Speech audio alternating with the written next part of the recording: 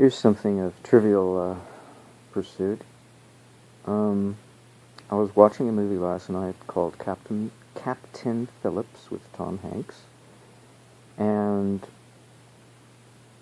the extras, the special features on the DVD, had in the making of the movie called Capturing Captain Phillips, and they were interviewing, well, in the course of showing how they made it, they also had little bits and pieces of an interview that they had interviewed the original captain, because it's based on a true story. And he gave us a little anecdote, which at the time I thought, well, gee, that's a little strange. Well, what does that have to do with the story? Well, it has to do with something else. And I didn't get it I didn't get it during the movie until this morning.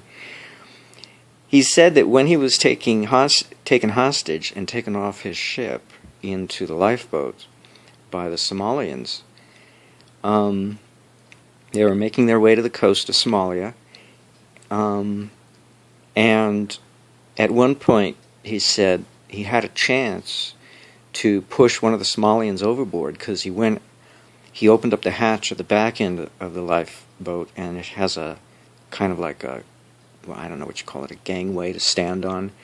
So you can stand out there at the hind, I don't know what, I forget the nomenclature of ships, at the tail end of the ship, and to pee. He went there to pee into the ocean.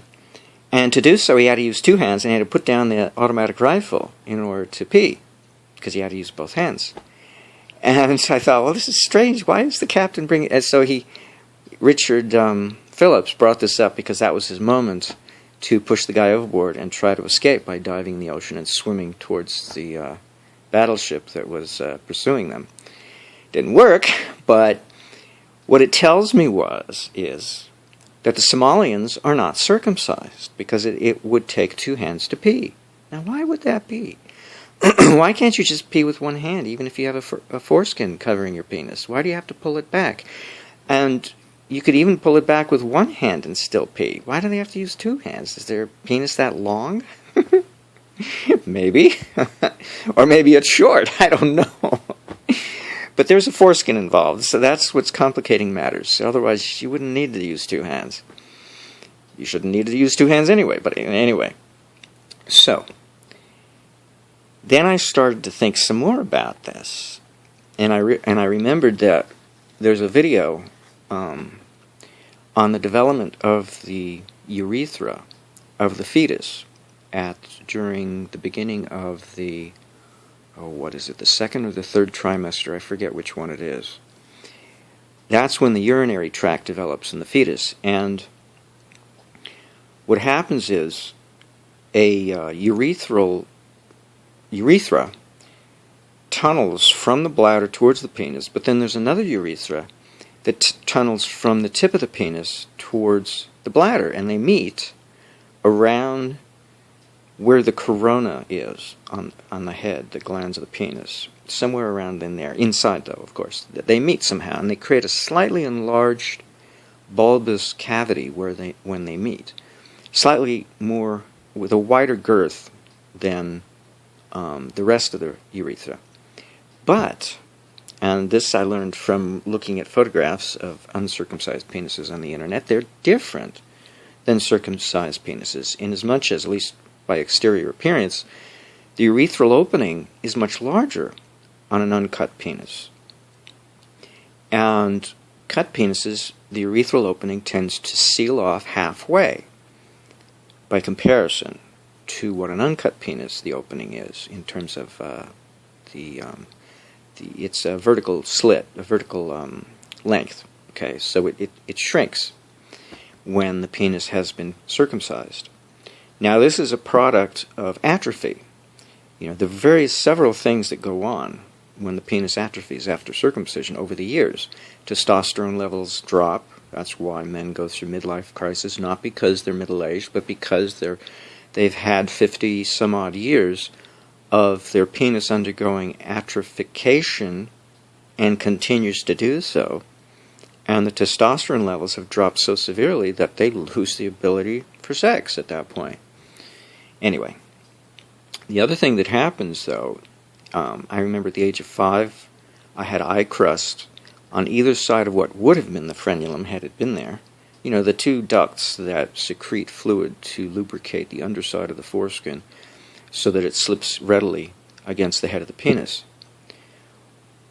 But another thing that alters is the opening of the urethra at the tip of the glands shrinks so that it becomes more similar to what the opening of the foreskin would have been had it overhung the penis. So that also tells us then that Somalians have long foreskins, actually, is what it tells us. So maybe it does take 2 hands to pull back the foreskin in order to pee. Because what would happen if you did not pull back the foreskin and it was long enough to overhang the head of the penis, no matter what state of erection the penis might be? So when it comes time to pee, you run the risk of your urine backing up behind and inside, underneath the foreskin, if you don't pull it, sufficiently back to allow the pee to come out unhindered. So it would build up pressure, it would blow up like a balloon, and that's probably maybe how foreskins get to be large, because the boy is lazy, doesn't know any better, and after a while he realizes, I think I better start managing things a little better and use 2 hands instead of just 1, or no hands, worst of all. So what this tells me is that when the foreskin is long and overhangs the head of the penis, that it's, it also tells me that there's a muscular ring at the tip of the foreskin when it's ahead of the head that tightens, and it helps to seal off the head of the penis to keep everything out, hopefully. So that means pee can't come out very readily. So it tells us several things about the anatomy of the foreskin of a Somalian. But what it tells me also is that if the foreskin should have been removed, then the reality of what the foreskin was becomes the reality of the head of the penis. It gets transferred.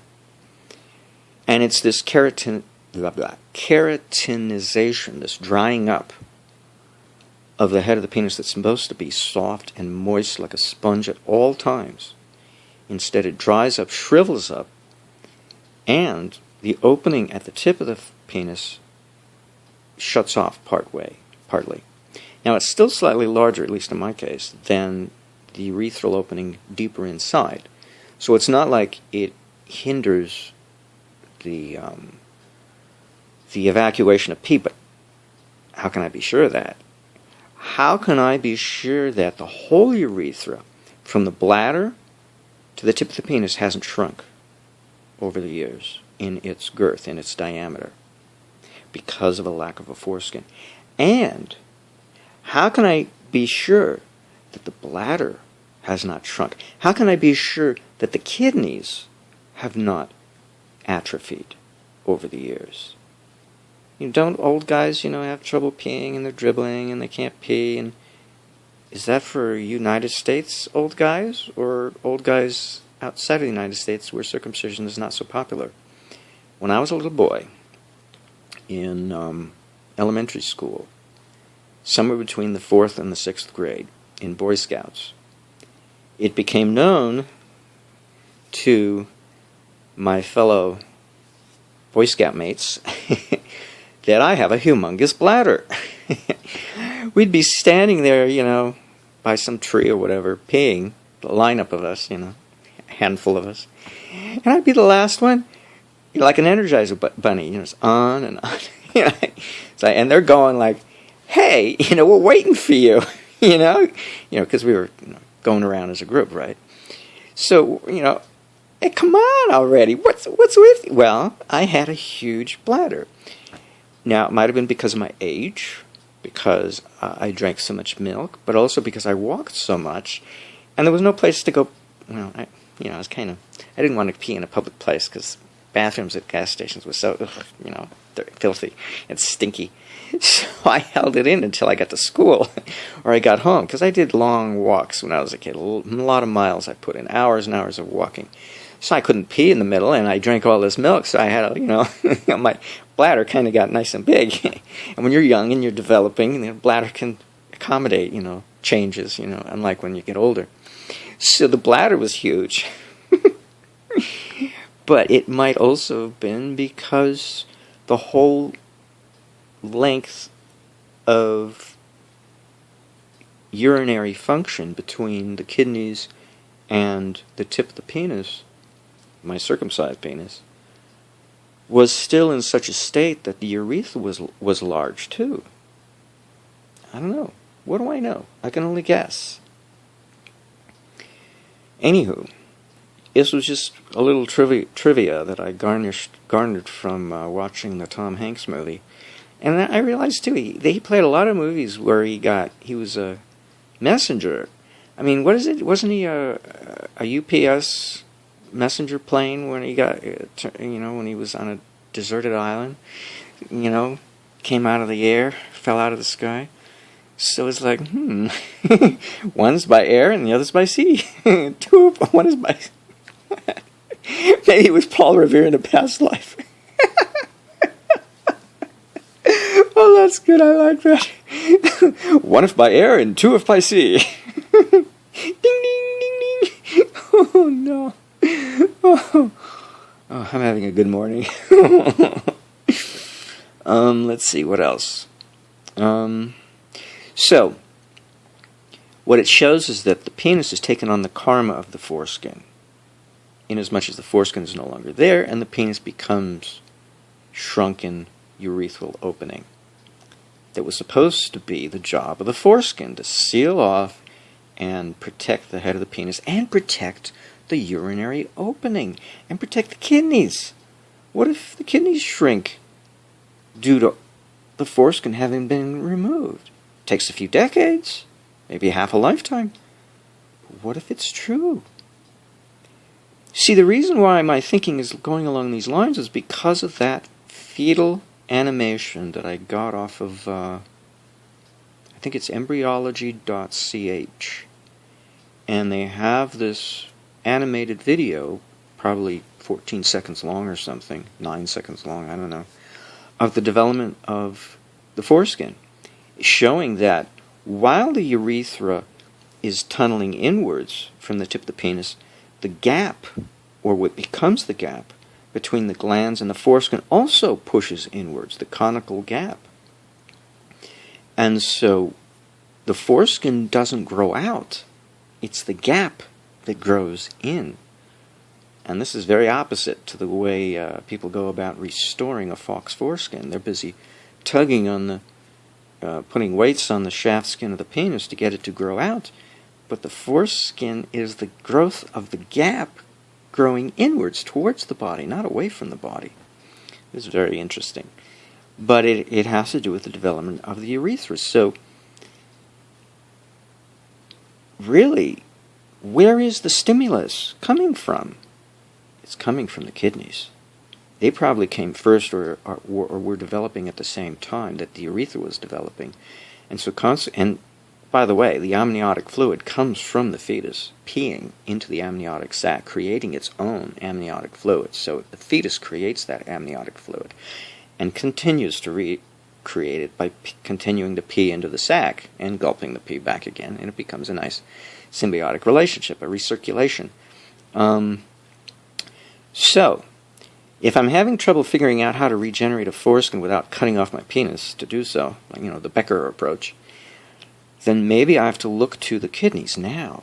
There's a kidney meridian point, an acupressure point behind the, let's see if I can show you, behind, right here, behind the ridge of the toes, in the middle, right about here, thereabouts. Right about here. Thereabouts. It's called the K1 spot. And it goes all the way up the leg and goes to the kidneys and then travels further, but it's called the K1 because it's the kidney meridian.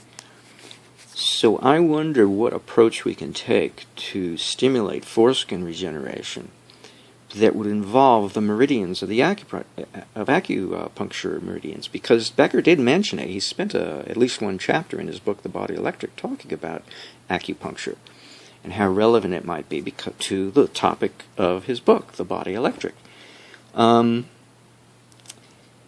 it may be we have to regenerate the kidneys in order to regenerate the foreskin. So I've been approaching this all wrong. At least I keep my head of my penis covered with a wet cloth wetted in colloidal silver. And if I go to the trouble of adding MSM, it's even better. But that's the end result of growing a foreskin. It's not the cause, it's the effect. So maybe the kidneys are the cause where I have to put my attention. This is going to be interesting. I should put my attention on this.